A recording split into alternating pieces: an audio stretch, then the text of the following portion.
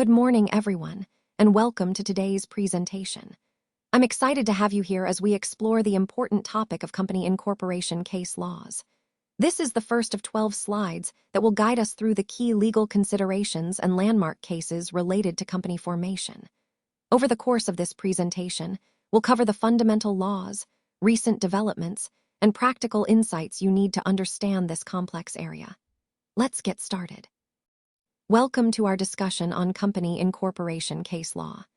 This area of corporate law is absolutely fundamental because it helps us understand how a company is legally created and how it exists as a separate entity from its members. When we talk about incorporation, we're really focusing on the legal principles that establish this separate existence, which is crucial for defining rights, responsibilities, and liabilities. Throughout this presentation, we'll examine some landmark cases that have significantly shaped how the law views the process of incorporation. These cases serve as key examples that illustrate the core concepts, like the importance of the company's separate legal personality and the limits of personal liability. By understanding these foundational cases, you'll see how legal principles have evolved to support the functioning of modern corporations and ensure clarity in corporate operations. So, as we move forward, keep in mind that these cases are not just historical milestones. They are the building blocks of today's corporate legal framework.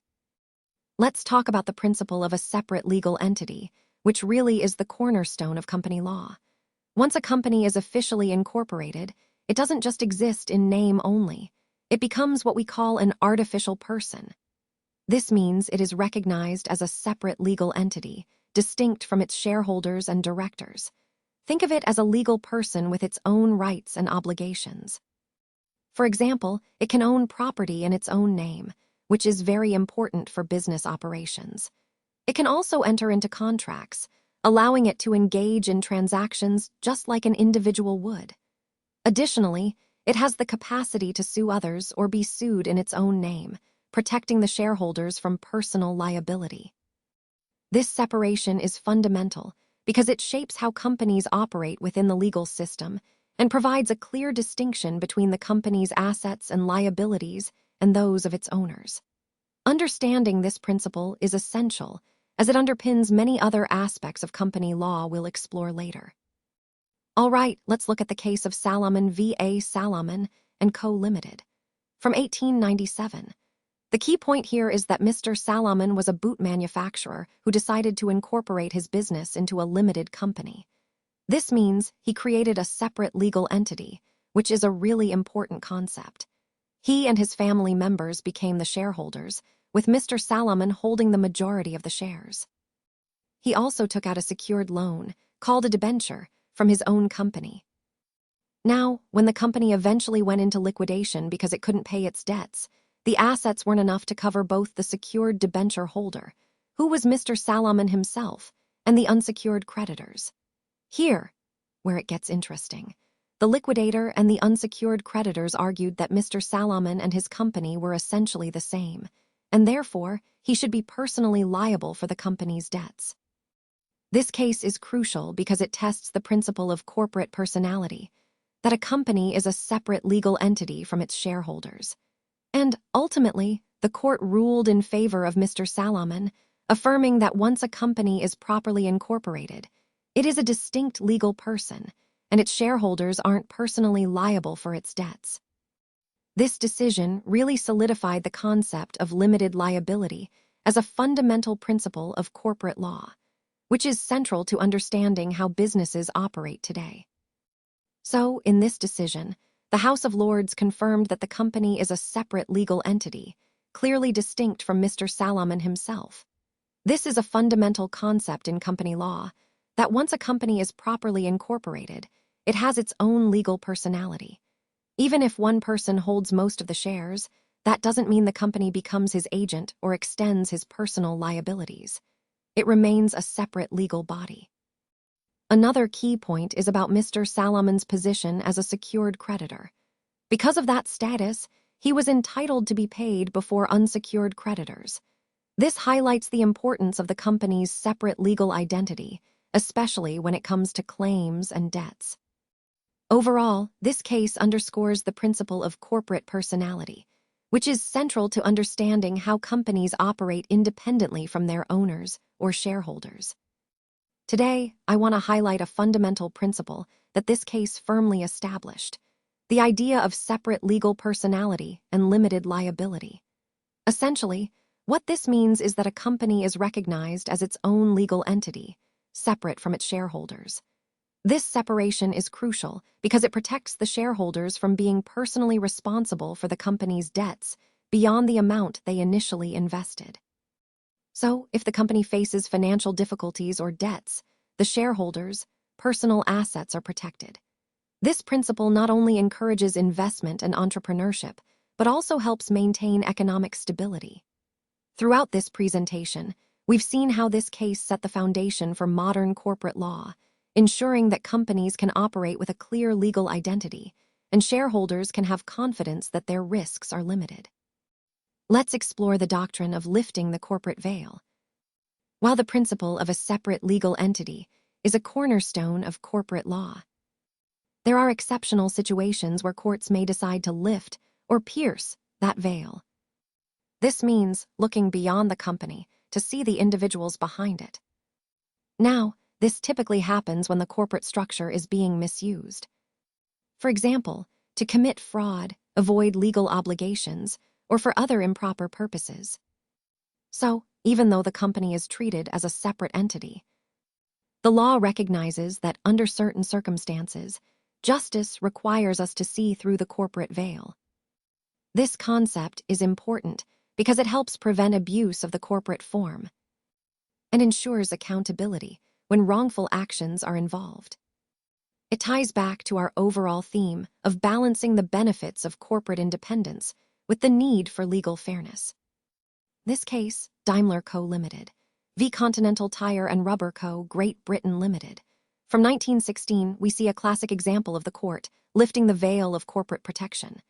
This happens specifically in the context of a company's enemy character during wartime.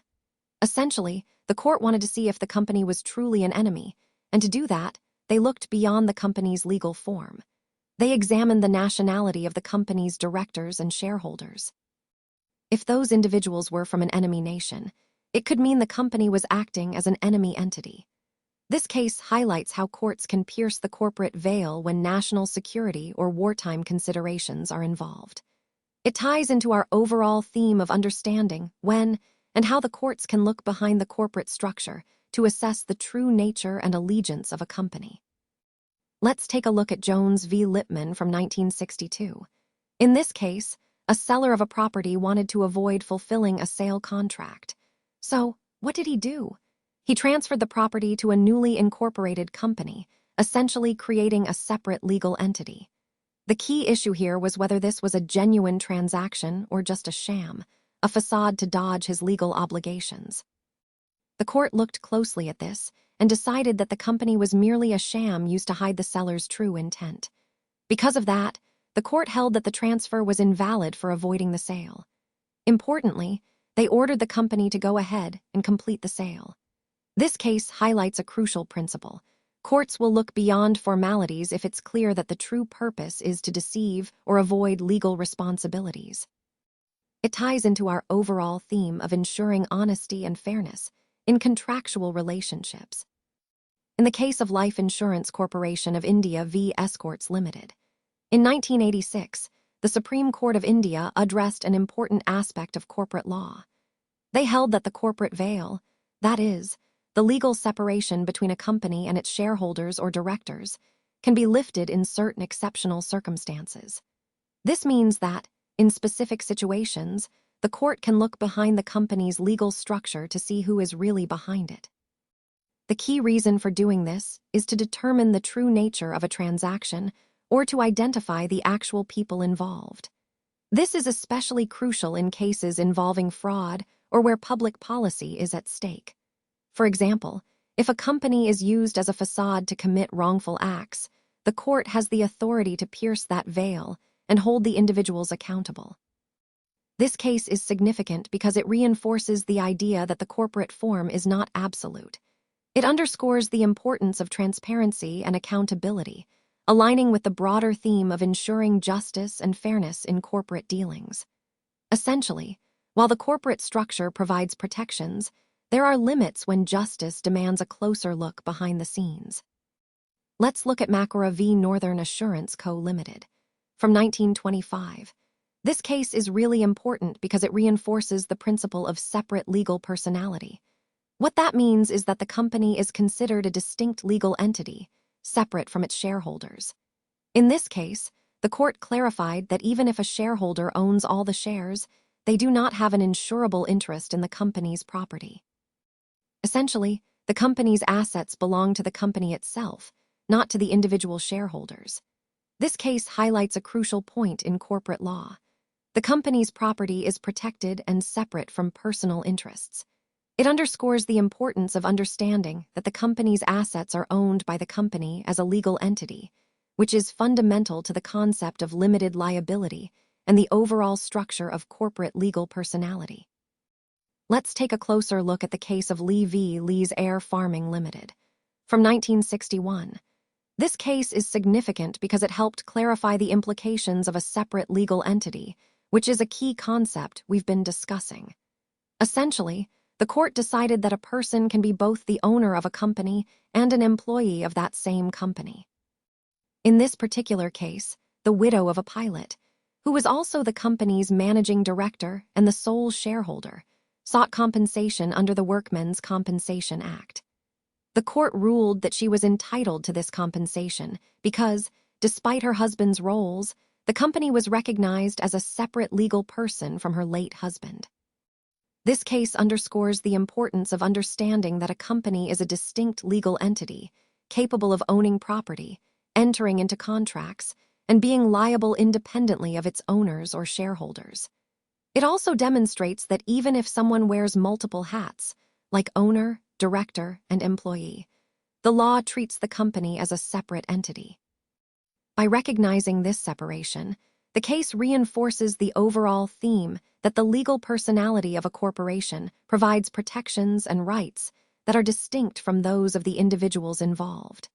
It's a fundamental principle that continues to shape how we understand corporate law today.